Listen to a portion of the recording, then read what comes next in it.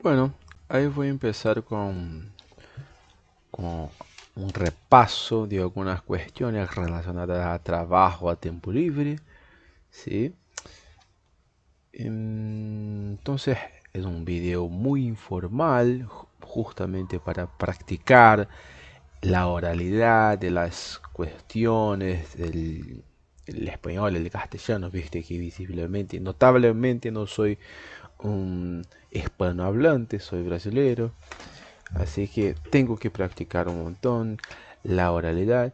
Entonces yo voy a practicar repasando los contenidos, repasando algunas cuestiones, algunas preguntas.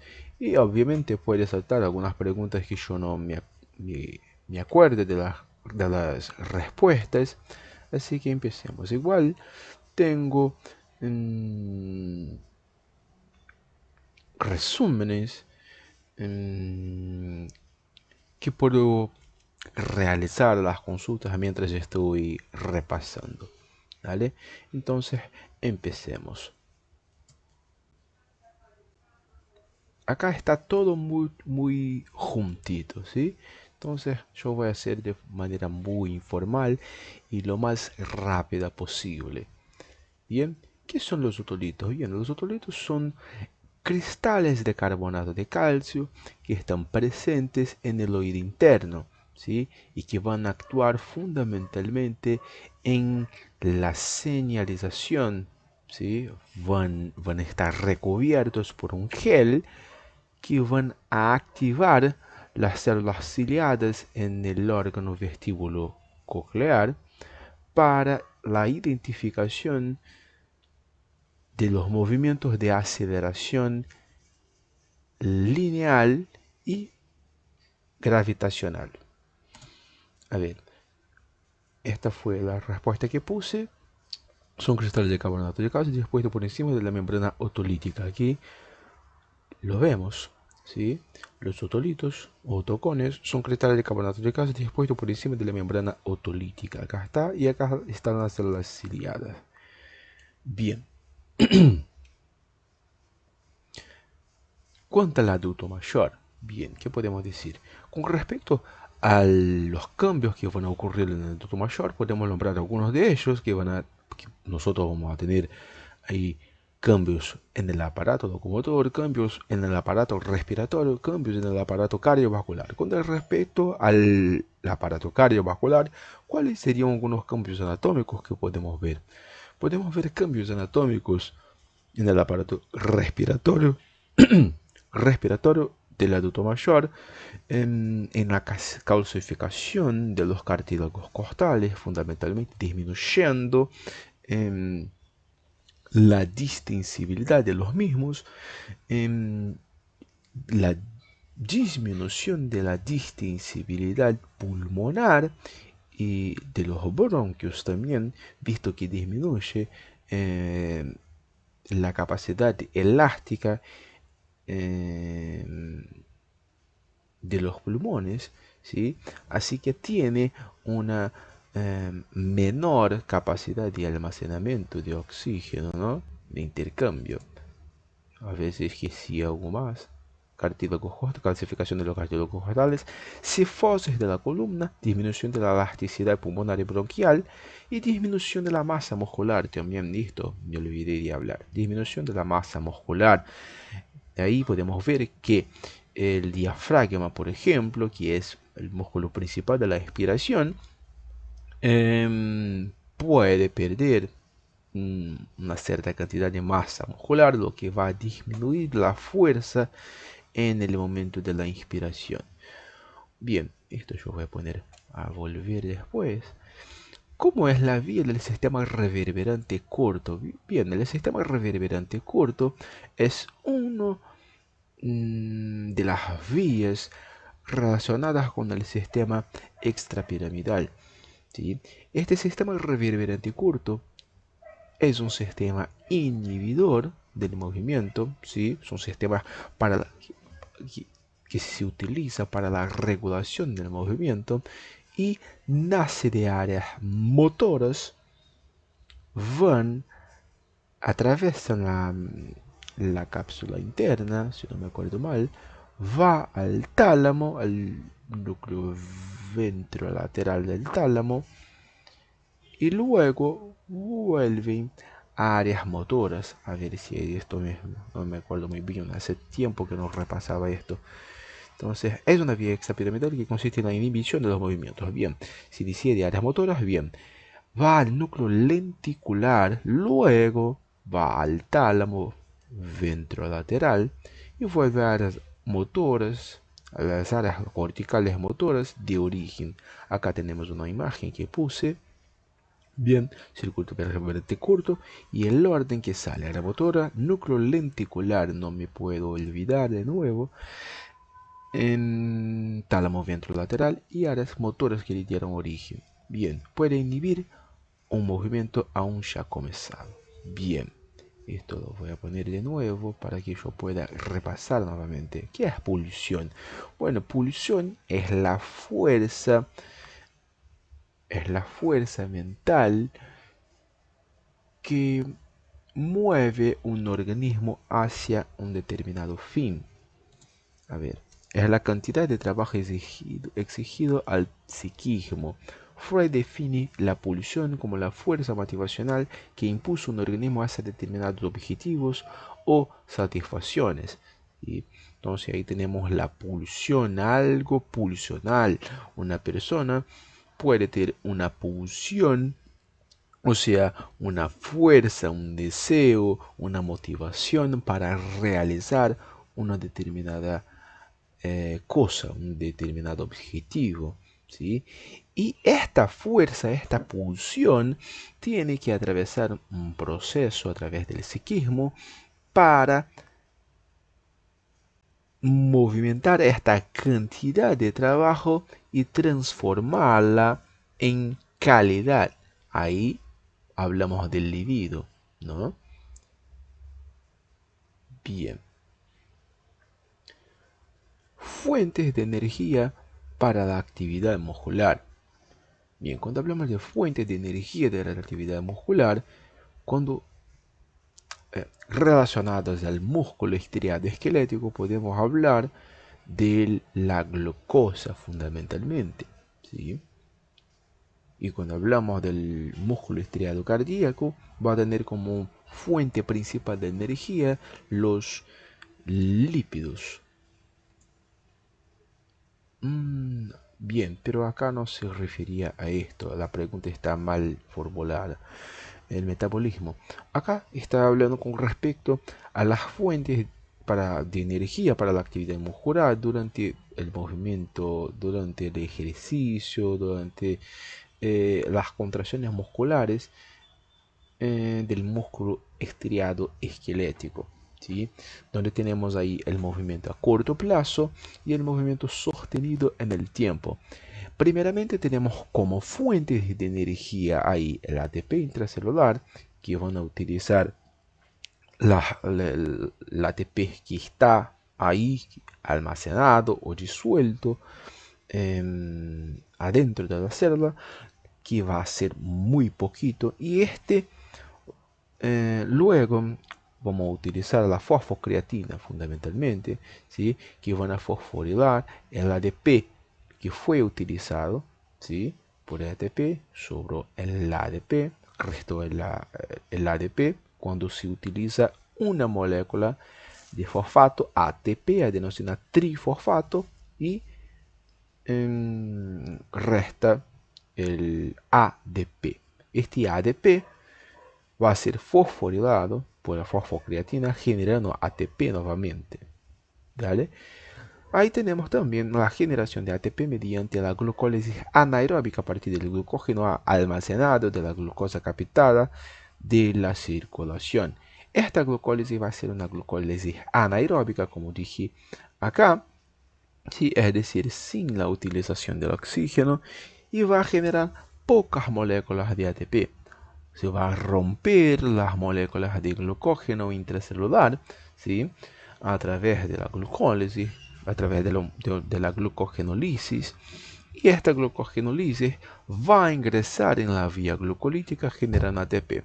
Bien, y esto va a ser a corto plazo, ¿vale?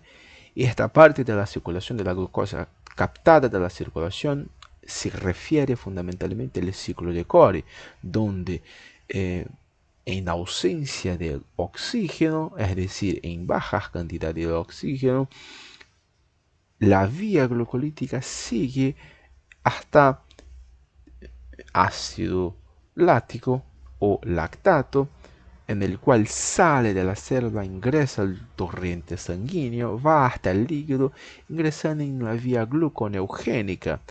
O sea, este lactato va a convertirse en glucosa nuevamente y volver al músculo para seguir produciendo energía. Pero esto es en corto plazo. Cuando hablamos del metabolismo oxidativo de acetil-CoA, hablamos de un metabolismo aeróbico, es decir, cuando ya se corrige las cantidades de oxígeno, es decir, ya se aumentó la cantidad de oxígeno, aumentó la frecuencia cardíaca, aumentó la frecuencia respiratoria, hubo una alteración, un redireccionamiento sanguíneo para proveer más sangre hacia los tejidos, hacia los órganos y tejidos que más lo necesitan.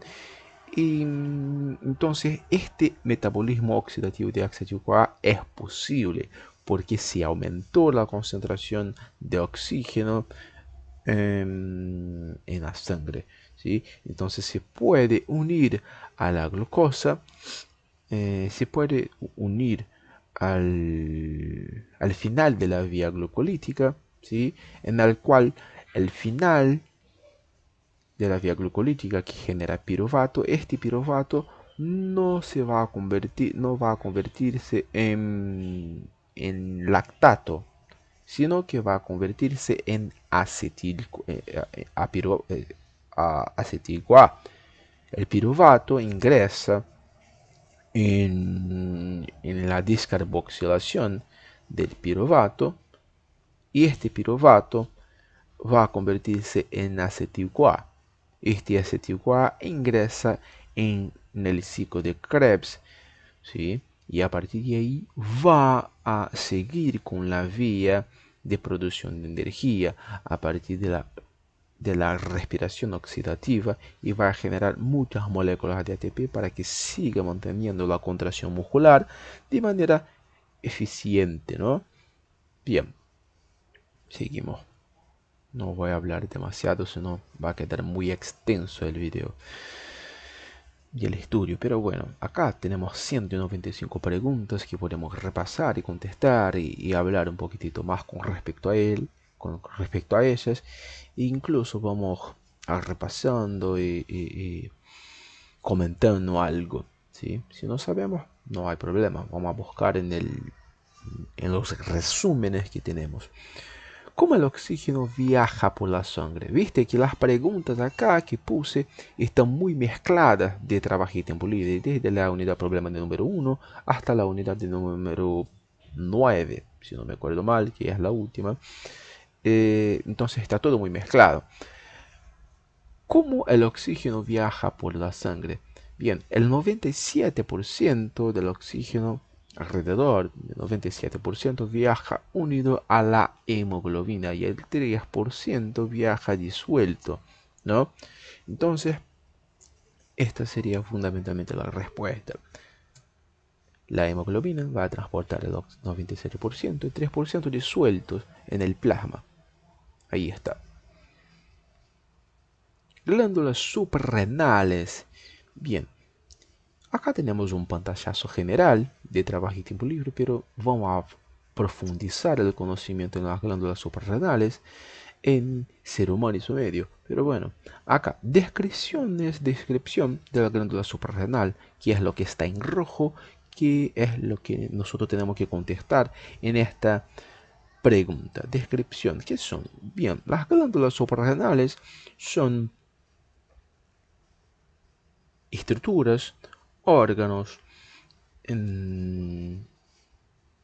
abdominales, intraabdominales, puesta en la región alta del abdomen por encima y medial a los riñones, a los lados de la columna vertebral, en una región denominada retroperitoneo, y pesan alrededor de 6 gramos cada una, o sea, 12 gramos en conjunto, y son estructuras fundamentales tanto en el mantenimiento de la presión arterial, ¿sí?, cuanto en la activación del sistema simpático, ¿sí? Podemos describirla también como una glándula que va a tener distintas zonas, que de cada zona va a secretar una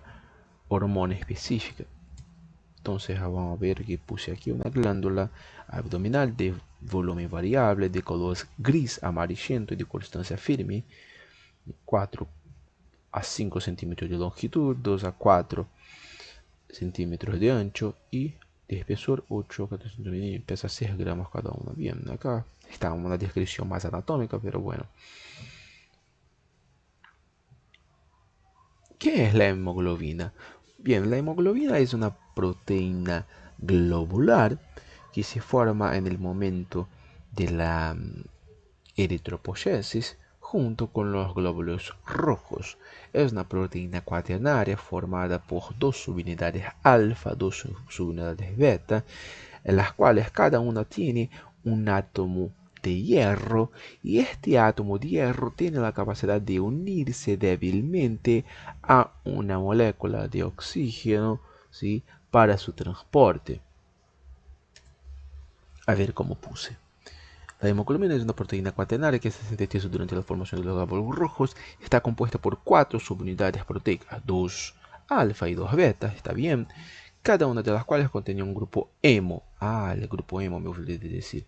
Y cada grupo hemo contenía un átomo de hierro que se une reversiblemente a una molécula de oxígeno. En total, una molécula de hemoglobina puede transportar hasta 4 moléculas de oxígeno. Bien, acá yo hice un diagrama, yo hice un dibujo representativo de la molécula de hemoglobina adentro de una molécula de hemoglobina, fundamentalmente. Esto sería.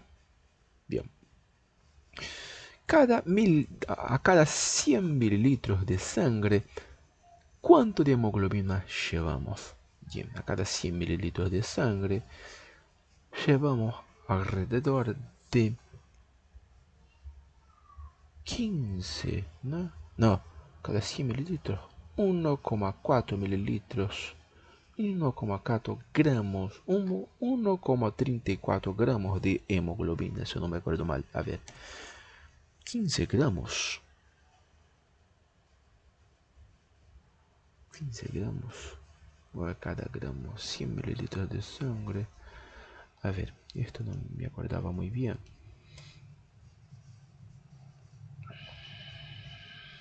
A ver, en resumen, donde estoy hablando de hemoglobina, entonces UP5 de trabajo y tiempo libre.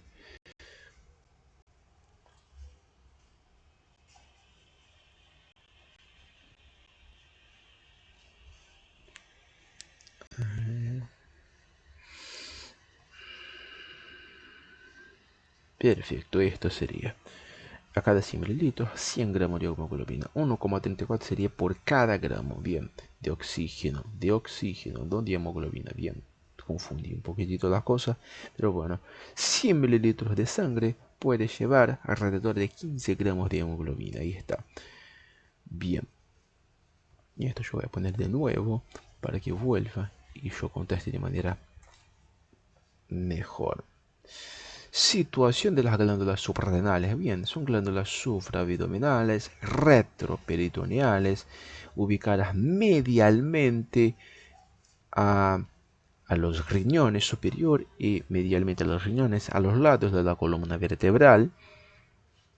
Una a la derecha, en el caso va a estar por debajo del hígado,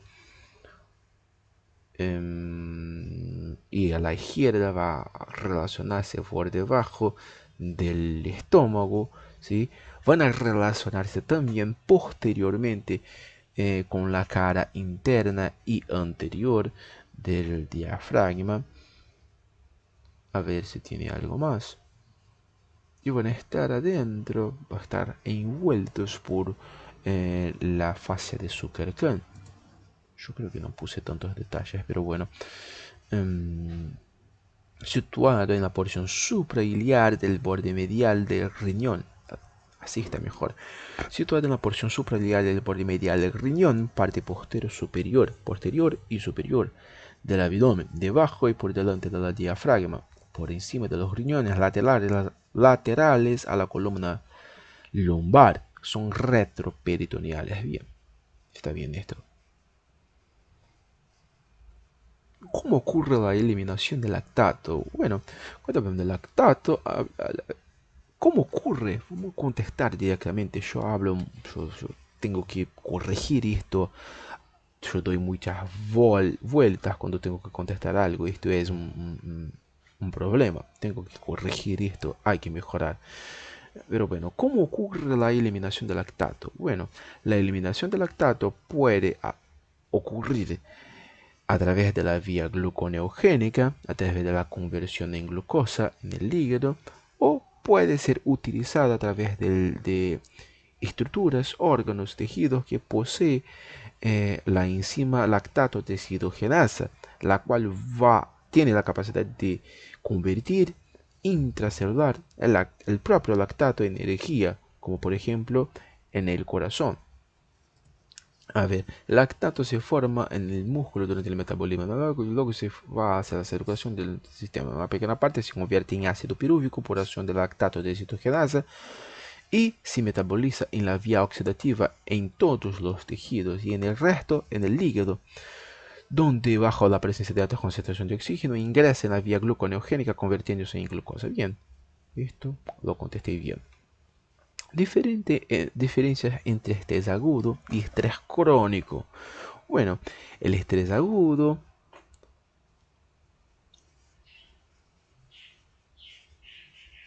el estrés agudo, el estrés es la reacción del organismo frente a un agente estresor,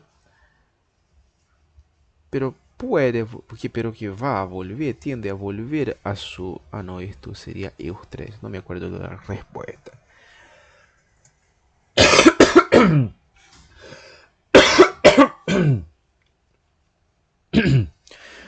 Ahí está. Es una respuesta inmediata y de corta duración ante a una situación desafiante que va a estar relacionado fundamentalmente con la activación del sistema simpático. Mientras que el estrés crónico es una forma prolongada de estrés y constante del estrés que persiste en el tiempo y puede tener efectos negativos a la salud a largo plazo. Suele estar relacionado con situaciones emocionales, activan el eje hipotálamo hipófiso adrenal, resultan en una alta liberación de cortisol. La diferencia principal es el tiempo que se mantiene activo esto. Bien. Lipoproteínas. Lipoproteínas, como definición, tenemos una definición química que va a ser una proteína, un grupo proteico ligado, unido a un grupo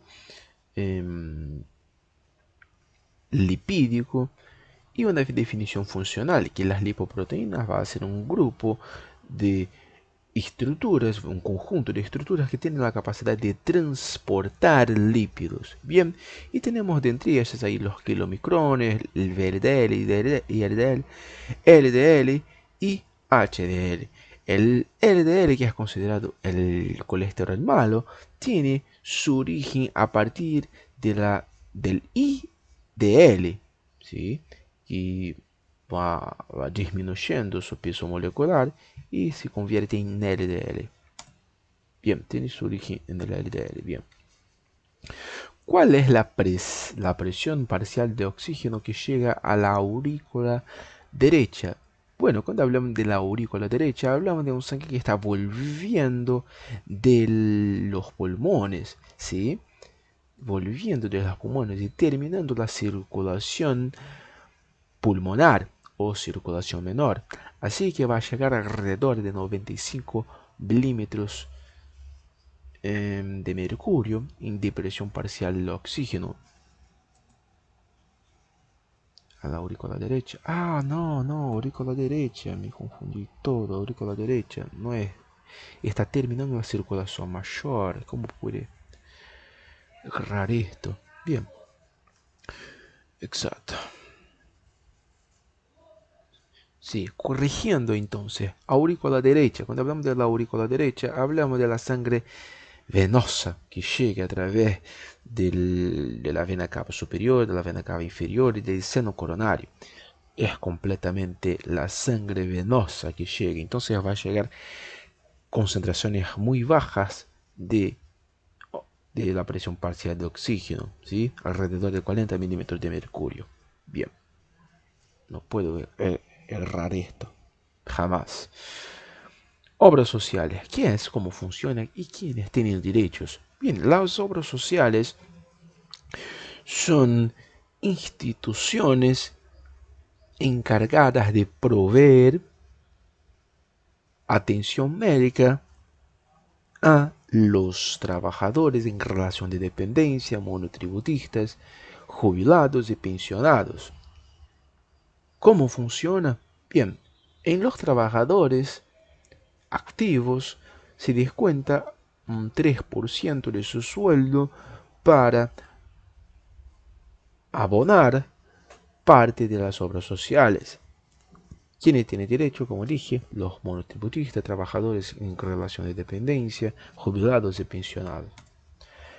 Son entidades encargadas de otorgar prestación médica de los trabajadores de descuento 3% obligatorio del sueldo bruto para acceso por ley. La ley 23.660, un derecho de los trabajadores de dependencia, monotributista o jubilado pensionado, por ley recibir una seguridad médica obligatoria. Funciona, el trabajador puede acceder a una clínica o centro médico. Bien. ¿Dónde se almacenan los circuitos generadores de patrones rítmicos? Bien, esta pregunta yo me hice cuando estaba estudiando y solamente encontré una respuesta parecida en el libro de Hussey, que iba diciendo que va a estar ubicado tanto en las regiones de la médula espinal cuanto en las regiones encefálicas. Bien, más específicamente en la región de la médula, en la parte inferior y en el bulbo, si no me acuerdo mal, en la región del encéfalo. A ver, no puse dónde se almacenan los circuitos generadores de patrones rítmicos, no puse acá. Bien, pero tengo esa información. Esta sería la información de UP2.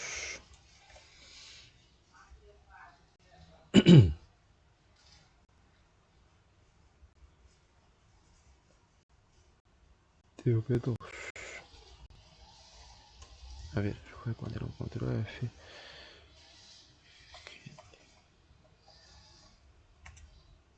Ahí está. Esta es una imagen que yo lo saqué de Hussey, ¿sí? Página 924. Generador de patrón legítimo, con neuronas, la referencia estimulada tónica. Acá. Depende de circuitos medulares, que son los primeros, y del tallo cerebral. Entonces está bien. Yo voy a sacar un print de eso y poner allá. Bien.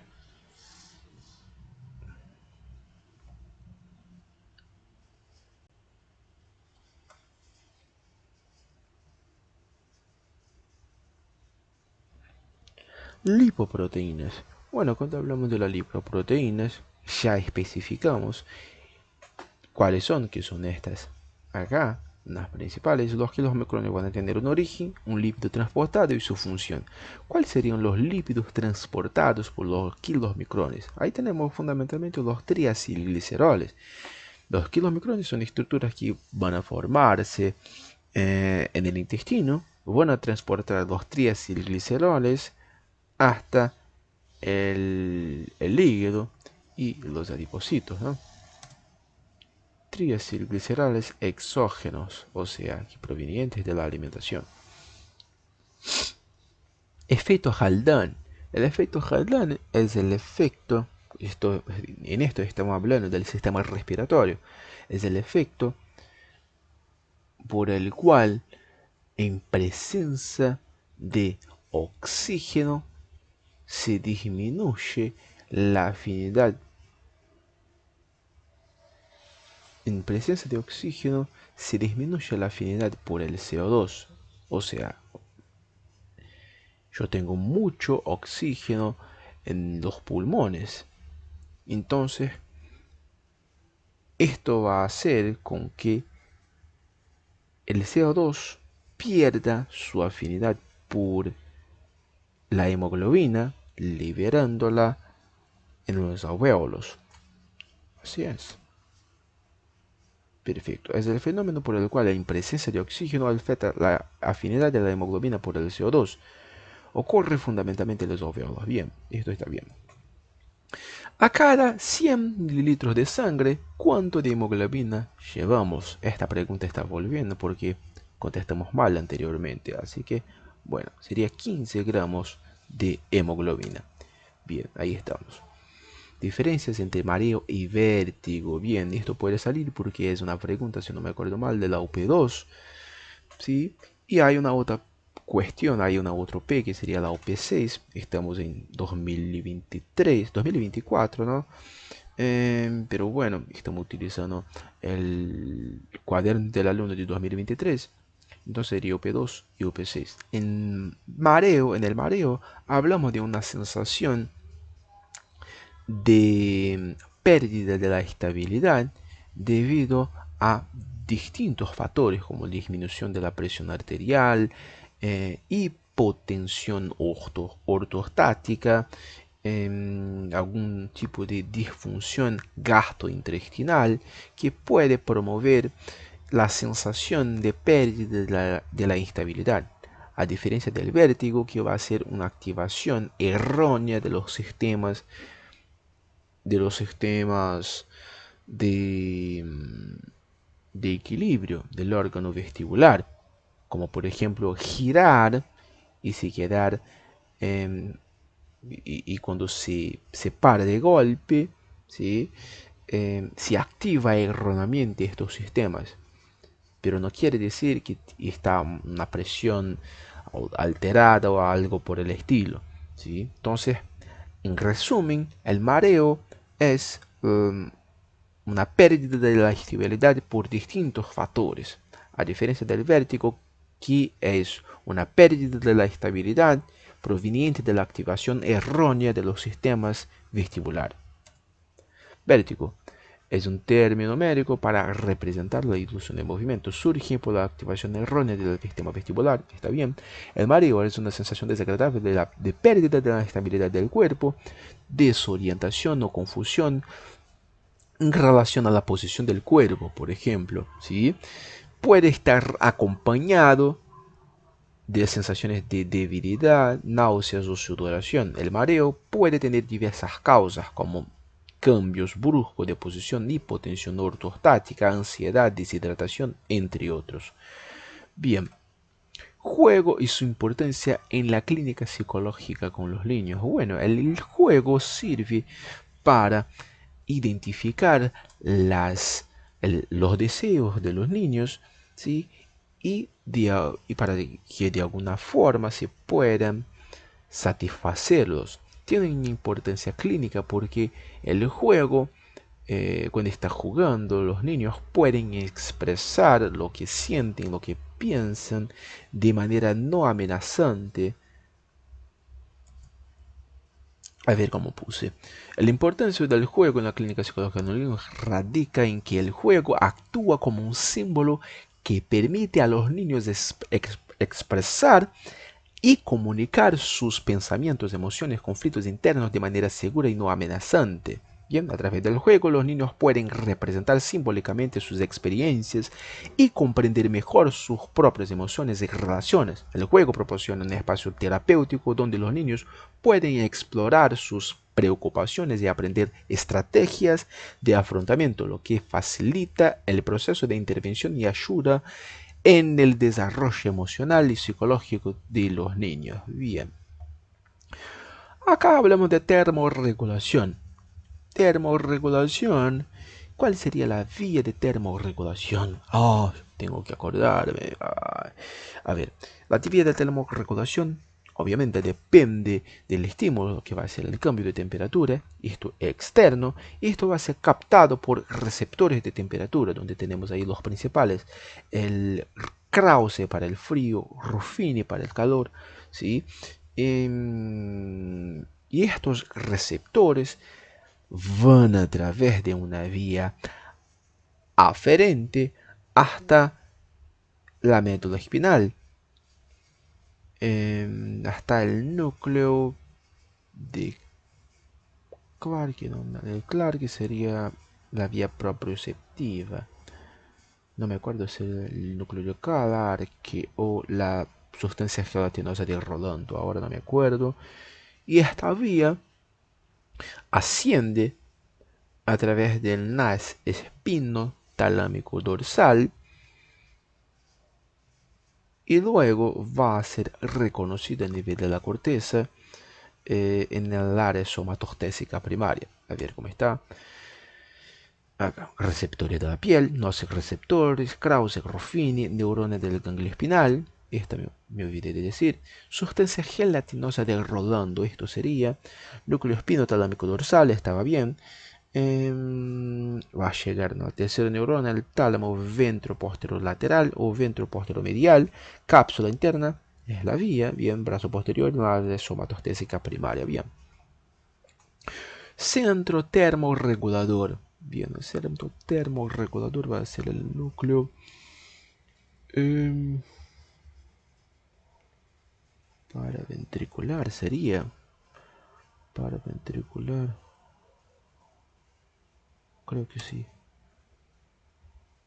No, preóptica.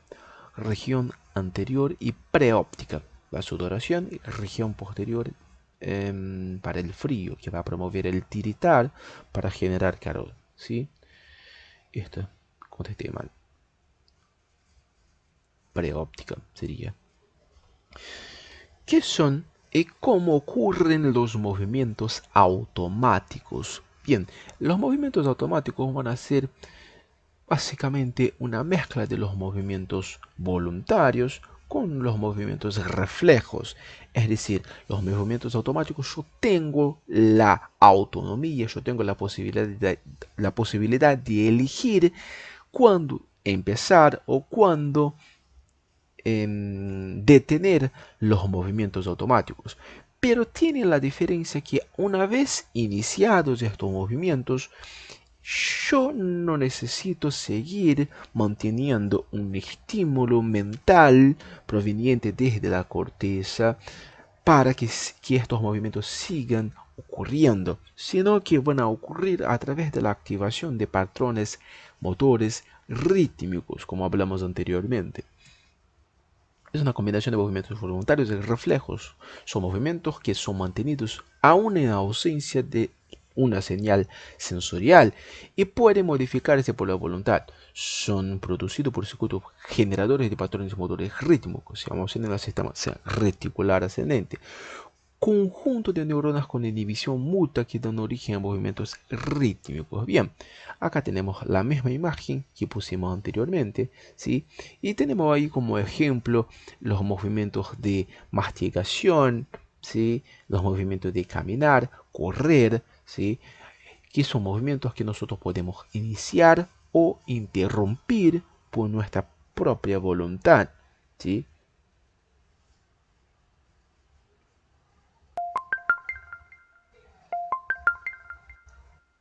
Retomar, bien, ya estamos a una hora hablando casi, ¿no? De nuevo, seguimos entonces. ¿Cuál es la presión parcial de O2 que llega en la aurícula derecha? Bueno, aurícula derecha, concéntrate, Jefferson. Aurícula derecha, sí, aurícula derecha va a llegar la sangre venosa. Así que va a ser una presión parcial de 40 presión parcial de 40 milímetros de mercurio en la aurícula derecha de oxígeno. ¿Bien? Bien, ahí está. Sistema vascular. Bien, acá está un dibujo que hice en la pizarra. Me está preguntando este cuadradito rojo. ¿Qué sería esto? Este sería, esta acá afuera sería la capa media, ¿no? Donde podemos ver el músculo liso, ¿sí? Donde tenemos fibra de músculo liso entrelazada con fibra de elastina. Entonces esta sería la membrana interna, la lámina interna. No me acuerdo muy bien el nombre. Esta sería la... En azul sería la capa íntima. Esta sería la membrana interna. La lámina interna. Membrana elástica interna. Esto sería membrana elástica interna. Y esta afuera sería la membrana elástica externa. Bien. ¿Cuáles son los principales cambios respiratorios durante el ejercicio? Bien, los principales cambios respiratorios durante el ejercicio va a ser aumento de la frecuencia respiratoria,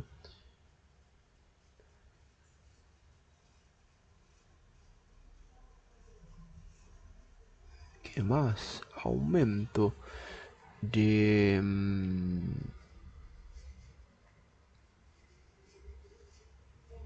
la relación ventilación-perfusión, ¿sí? La utilización de las partes más apicales del pulmón, ¿sí? Donde toda esta parte superior del pulmón que estaba con sus capilares colapsados, ¿sí? Por el efecto de la gravedad, van a tener la capacidad de realizar la hematosis, es decir, bajo un aumento de la frecuencia respiratoria y de la frecuencia cardíaca, ¿sí? Va a haber una mejor oxigenación sanguínea. O sea, va a tener aumento de la frecuencia respiratoria, aumento del volumen minuto respiratorio, aumento del volumen corriente, o sea, aumento del volumen de reserva inspiratoria, aumento de la a expensas de la disminución del volumen corriente, aumento del volumen de O2,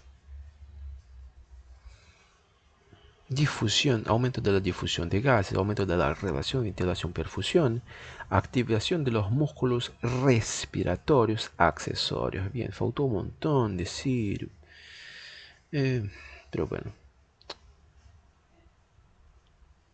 ¿Qué es el envejecimiento? Bien, por definición, el envejecimiento es el proceso por el cual es un proceso, definición, es un proceso biológico, universal, irreversible, individual,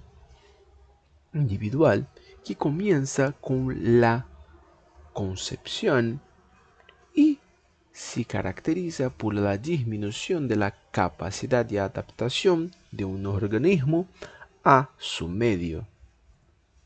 Es un proceso biológico irreversible, universal, individual y continuo que comienza con la concepción y se caracteriza por la pérdida gradativa y de la capacidad de adaptación de un organismo a su medio a través del tiempo. Bien, a través del tiempo. Bien. ¿Cuáles son los receptores para acetilcolina? Bien, tenemos los M1, M2, M3, M4, M5, que son receptores metabotrópicos, ¿sí? Es decir, van a estar ubicados en distintos órganos y tejidos en el organismo y van a actuar a través de segundos mensajeros, a diferencia de los receptores ionotrópicos para acetilcolina. Y ahí tenemos los receptores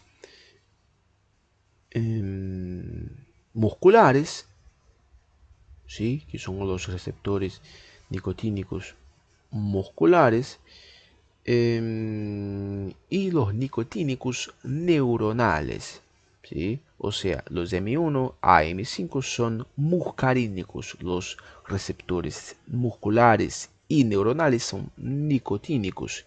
Los nicotínicos son ionotrópicos, los muscarínicos son metabotrópicos. Y yo especifiqué un montón, y muscarínicos y nicotínicos ya estaba. Bien, ¿cuáles son? Está bien. ¿Qué es aclimatación? Bien, la aclimatación es el proceso por el cual ocurre una adaptación del organismo frente a distintos cambios. En este caso, de la aclimatación que dice la unidad de trabajo y tiempo libre, dice con respecto a la aclimatación en altitudes. Cuando un chico sube a 4000 metros por encima del nivel del mar, su organismo tiene que aclimatarse a dicha situación, y esta aclimatación va a ocurrir a expensa de cambios internos, cambios fisiológicos, como la estimulación de la secreción de eritropoyetina por el riñón y estimulación de la médula ósea para la producción de glóbulos rojos para optimizar el transporte de oxígeno. ¿Sí? Va en primer momento aumentar la frecuencia respiratoria, ¿sí? Para compensar la baja presión parcial de oxígeno también. Cambios fisiológicos producidos por el organismo frente a múltiples desviaciones naturales del ambiente, sea de orden estacionaria o geográfica. Es una adaptación. Bien. Lipoproteínas. Función del VLDL. Función del VLDL va a ser transportar los triacilgliceroles endógenos desde el hígado hacia los tejidos. Sí, desde el hígado hacia el tejido adiposo sería. Conceptos. Jubilación. ¿Qué es jubilación? Bien, jubilación es un trámite social que busca proveer ingresos financieros a los contribuyentes para mantener sus... está muy mal. Es un acto administrativo, eso sería. Esta sería la palabra. Es un acto administrativo por el cual un trabajador pasa a un estado de inactividad laboral, obteniendo una prestación por el resto de su vida. Es un acto administrativo por el cual un trabajador pasa a un estado de inactividad laboral, obteniendo una prestación por el resto de su vida. Centro termorregulador, volviendo a aquella pregunta, sería centro termorregulador va a ser el núcleo preóptico, ¿sí? La región anterior hipotalámica va a estar relacionado con la sudoración. Región anterior preóptica, ¿sí? Sudoración, y el tiritar en la región posterior. Bien. Relaciones de las glándulas suprarrenales. Bien, la derecha va a relacionarse superiormente con la parte inferior del hígado, ¿sí? Posteriormente con la parte inferior del diafragma, ¿sí? Inferior y anterior del diafragma, inferior y lateralmente con la parte superior del riñón, inferiormente puede relacionarse también con el hilio renal. Por arriba y adelante con el hígado y el estómago. Bien, el izquierdo en el caso, abajo raíz renal, particularmente la vena renal, lateralmente el borde medial de la extremidad superior del riñón. Bien, borde medial. Bien, medialmente la columna vertebral y la aorta. Sí, bien. Yo dije va a estar a los lados de la columna vertebral. La aorta a la izquierda y columna vertebral, y la vena cava inferior a la derecha. Bien. Concepto de salud ocupacional.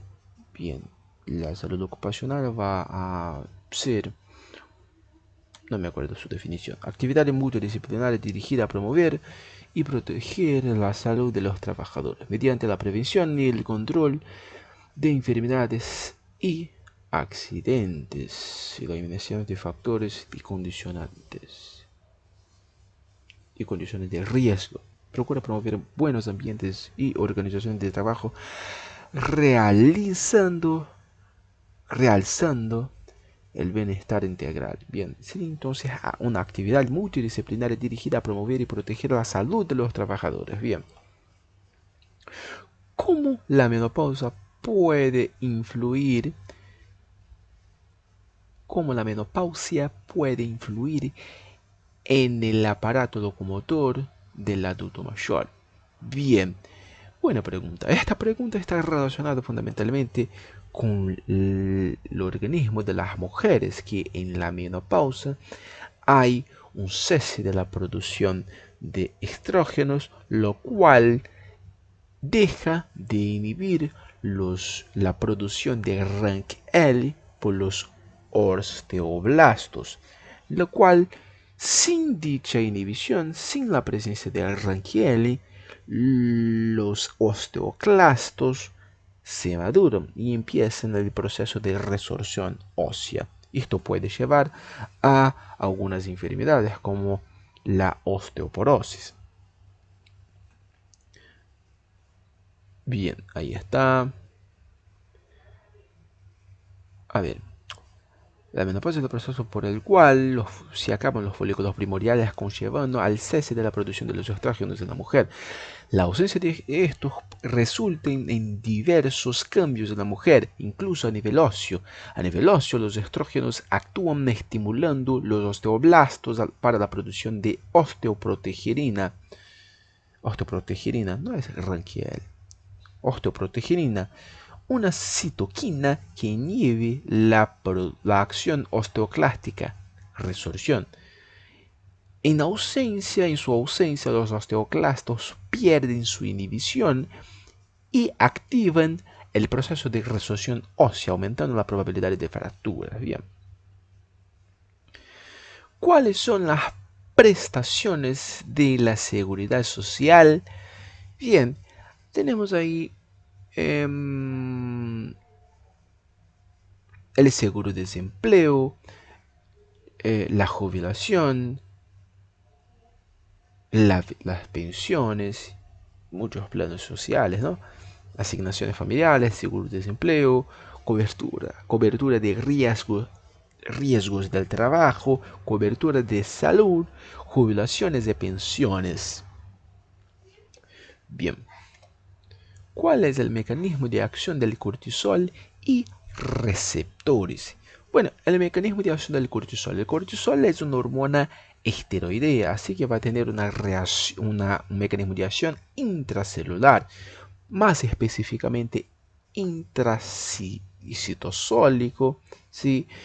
Y a partir de ahí se unen receptores específicos que estos van a ingresar al núcleo alterando la transcripción de distintas proteínas, ¿sí?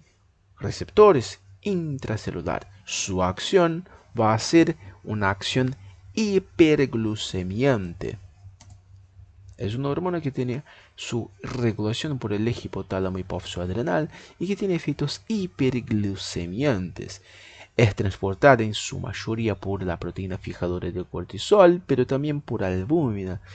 Va a actuar a través de receptores de glucocorticoides intracelulares citosólicos que van a modular la expresión génica. Bien, no está mal mi respuesta. Envejecimiento, como dijimos anteriormente, va a ser un proceso individual, biológico, irreversible, individual, universal, que comienza con la concepción, que se caracteriza por la disminución gradativa de adaptación de un organismo a su ambiente, ¿sí? Ahí está. Entonces, un organismo a su medio a través del tiempo. Eso sí o sí yo lo tengo que decir. A través del tiempo pierde la capacidad de adaptarse a algunos tipos de exigencias, ¿no? Bien. Lípido transportado por el VDL serían los triacilgliceroles, los triacilgliceroles endógenos, ¿no? Entonces, tague endógenos. Bien.